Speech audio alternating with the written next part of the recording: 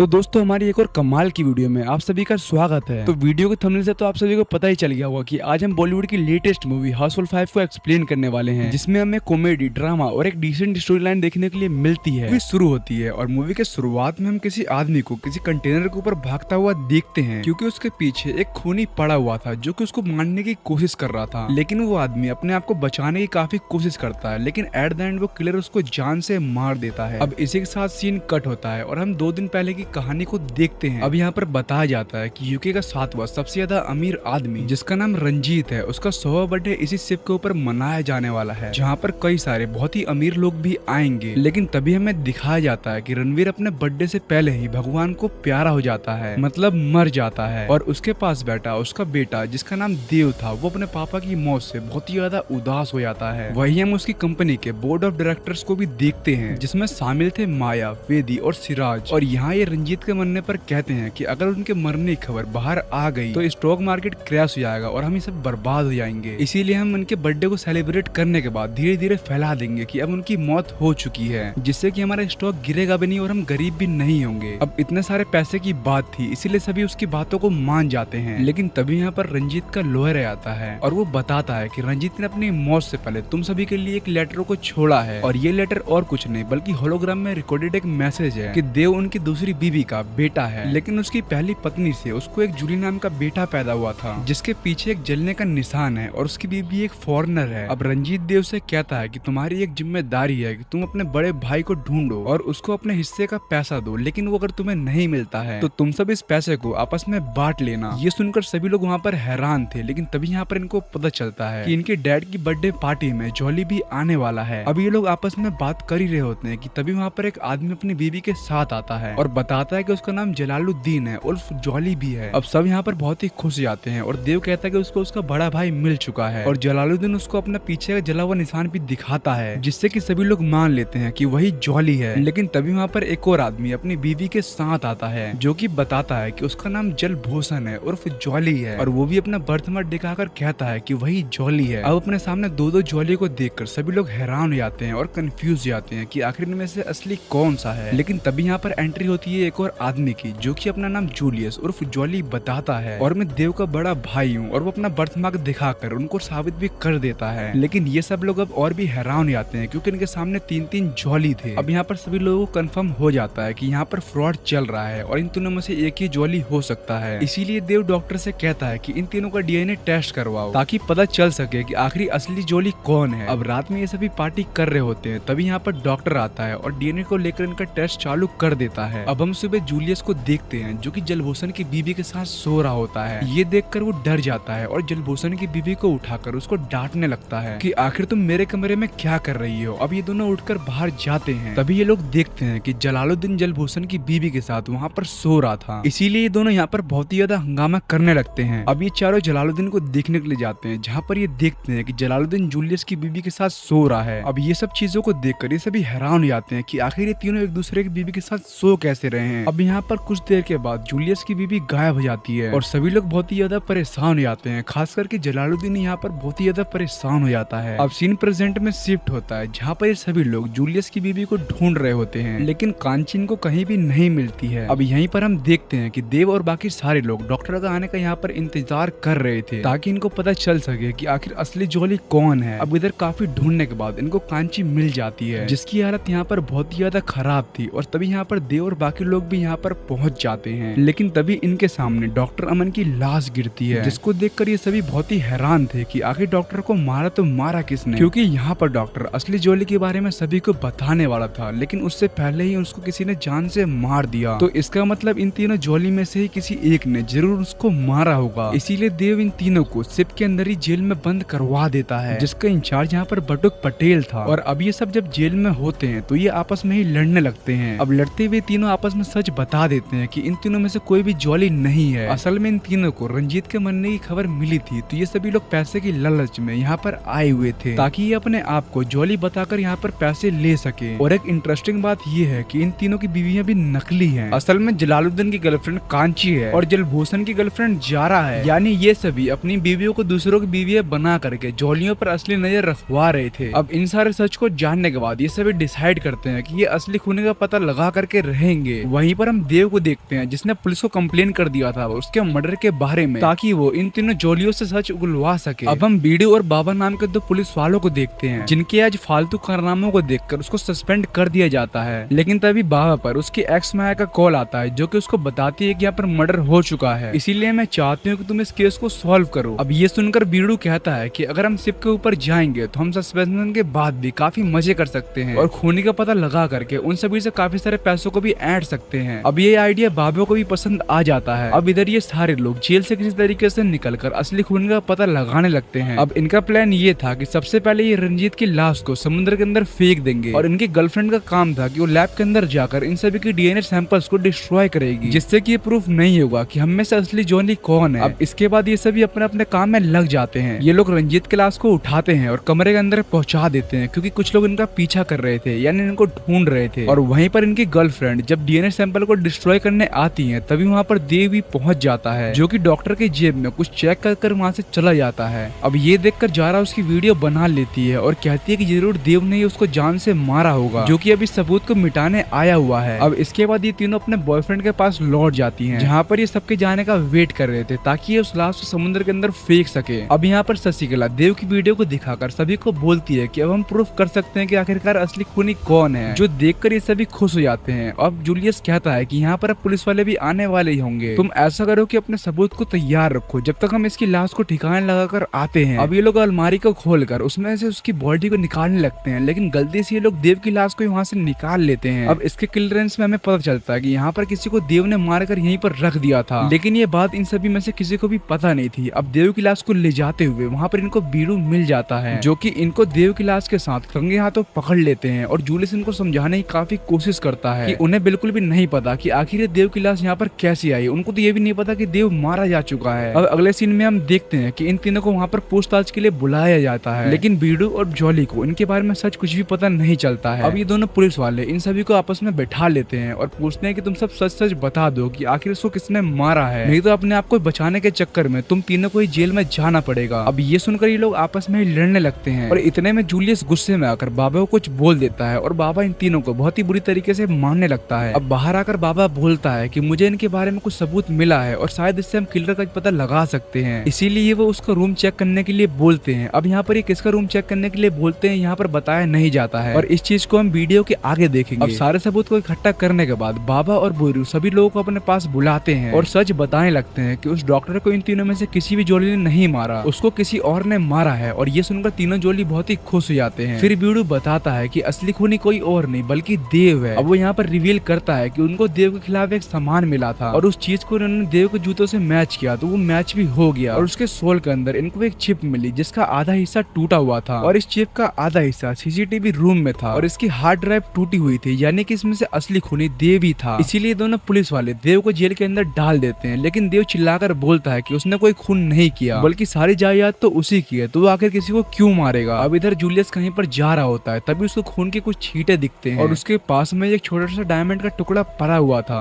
अब इसीलिए जूलियस सोचता है कि जिसने भी खून किया है उसके ब्रेसलेट से डायमंड मिसिंग होगा और अब उसे एक ऐसे इंसान को ढूंढना है जिसके हाथ में डायमंड मिसिंग हो। अब पार्टी के अंदर जूलियस सभी का हाथ चेक करने लगता है जिसमें उसको कुछ भी नहीं मिलता है, किसी के हाथ से भी डायमंड मिसिंग नहीं था। अब वो शिप के कैप्टन से बात करता है तभी उसका ध्यान उसके ब्रेसलेट पर जाता है जहाँ पर उसका ब्रेसलेट में डायमंड मिसिंग था और इस चीज को जाकर वो देव और बाबा को बताते हैं और देव और बाबा कैप्टन को अरेस्ट करने के लिए जाते हैं। वैसे हम देखते हैं कि यहाँ की लाइट चली जाती है। अब यहाँ पर हर तरफ हंगामा शुरू हो गया था, लेकिन फिर भी ये किसी तरीके से उसको पकड़ लेते हैं। तभी वहाँ पर एंट्री होती है बाबा और बीडू के बड़े ऑफिसर की, तगड़ू की, जिसे पता चला था कि शिप के ऊपर मर्डर हो रहे हैं, इसीलिए वो यहाँ पर आया था और वो देखता है कि यहाँ पर कैप्टन की भी मौत हो चुकी है और इस चीज को देखकर सभी बहुत ही हैरान हो जाते हैं। तभी तगड़ू कहता है कि मैंने इस जगह की पहले ही जांच कर ली है। असल में जब डॉक्टर का खून हुआ तो ये कैप्टन वहाँ पर जाकर सभी चीजों को देख रहा था और उसने मर्डर नहीं किया है। जिसके बाद वो रंजीत की लाश को वहाँ पर लेकर आता है जो कि कहीं पर पड़ी हुई थी और साथ में सभी को एक एक लेटर देता है जिसके अंदर उनके सारे काले कारनामों के चिट्ठे होते हैं, लेकिन इन लोगों की सजा इनको नहीं मिली थी। लेकिन जब माया का लेटर देखा जाता है तो सभी लोग यहाँ पर हैरान हो जाते हैं क्योंकि उसके ऊपर करोड़ों का कर्जा होता है जो कि उसने गैम्बलिंग में हारे थे। अब दगड़ू कहता है कि क्या पता पैसे हटने की वजह से तुमने ही इनको जान से मारा होगा। और वहीं देव के ऊपर एक हिट एंड रन केस चल रहा था जो कि उसने पैसा देकर क्लियर करवा लिया था, जिस पर दगड़ू कहता है कि तुम पहले भी क्राइम कर चुके हो और हो सकता है कि तुमने इस बार भी क्राइम किया हो। अब दगड़ू बारी बारी बारी से हर एक को एक्सपोज करता है और कहता है कि कल सुबह तक असली खूनी का पता मैं तुम सभी को बता दूंगा। जो सुनकर सभी हैरान थे। फिर हम देखते हैं कि दगड़ू यहाँ से सोने चला जाता है। वही नीचे जूलियस सभी को कहता है कि ये तो पक्का है कि हम सभी में से कोई एक खूनी है और अगर हम उसको जान से मार दे तो खूनी भी बच जाएगा और उसके साथ में हम भी बच जाएंगे। लेकिन इस चीज को सुनकर सभी मना कर देते हैं और अब यहाँ पर सीन शिफ्ट होता है रात के समय, जहाँ पर मास्क पहने हुए कोई आदमी दगड़ू के कमरे में जाता है और उसको जान से मार देता है। लेकिन तभी हमें पता चलता है कि दगड़ू तो वहाँ पर था ही नहीं और यहाँ पर रिवील होता है कि ये मास्क वाला आदमी कोई और नहीं बल्कि देव है। अब दगड़ू उसके सामने आता है और बोलता है कि असली खूनी तो तुम निकले और अब तुमको मुझसे कौन बचाएगा। उसी समय यहाँ पर जूलियस आता है और बताता है कि सारा प्लान दगड़ू का था।